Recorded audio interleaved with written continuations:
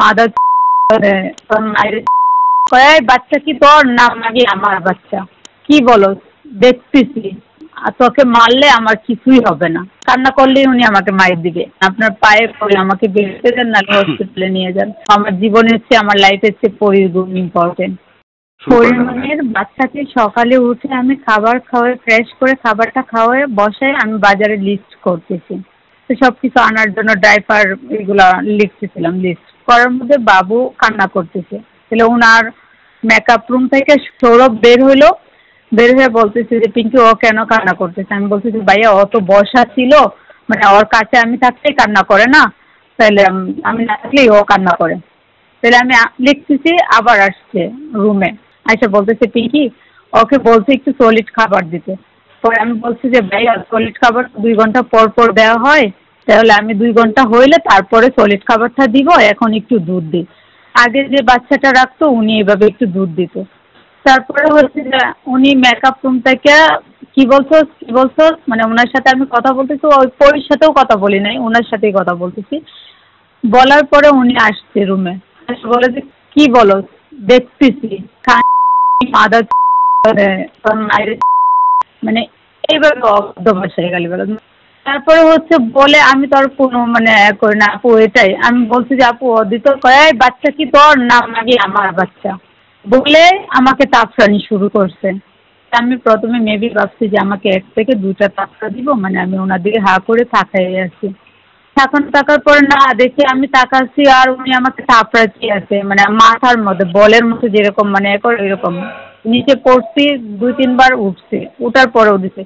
তারপরে লাস্ট চাপা যে চোখে লাগছে আমার, চোখে লাগার পরে আমি আর মানে কোনো কিছু বলতে পারি না। তারপরে উনি তো ওনার রুমে চলে গেল। আমি ওই দিকটা একবারে সেন্সলেস অবস্থায় ছিলাম, গেগে করতেছি। ওনার মেয়েরা বরফ নিয়ে আমাকে যাইতেছে বরফ দেওয়ার জন্য, কিন্তু পরবর্তীতে মানে আমি বরফ দিব না এরকম মানে করতেছি। পরবর্তীতে আর কোনো কথা বলতে পারতেছি না। একবারে সেন্সলেস যাওয়ার পরে ওনার মেয়েরা মনে হয় ওনাকে ডাক দিছে। ডাক দেওয়ার পরে আমাকে মানে গে যে করতেছি এটাও করতে পারবো না, মানে উনি কয়েকেই কান্না করলেই উনি আমাকে মাইর দিবে। মানে আমি আর হা যে করছি আর বন্ধ করতে পারি না মুখ। ওনার রুমে সিসি ফুটেজ আছে, মানে সিসি ক্যামেরা আছে, তো ওইখানে সবই করা। অনেক কষ্ট করার পরে আমি একটু কথা বলতে পারছি। যখন আমি কথা বলতে পারছি তখন আমি কান্না করতেছি আর বলতেছি যে আপু আপনার পায়ে পড়ে আমাকে বেরোতে দেন, না হসপিটালে নিয়ে যান। একটা মানুষ কতটা অসহায় হইলে এভাবে বলে যে আপু আপনার পায়ে পড়ে মানে একটু বের করে দেন, না হয়তো হসপিটালে নিয়ে যান। আগে তোকে এখানেই রেখে মারবো, আর তোকে মারলে আমার কিছুই হবে না। কি হবে? মানে আমাকে যে মারলো ওই সৌরভ নামে যে ছেলেটা দাঁড়ায় ছিল, উনি সম্পূর্ণ একটা ম্যাচুয়ার্ড মানুষ।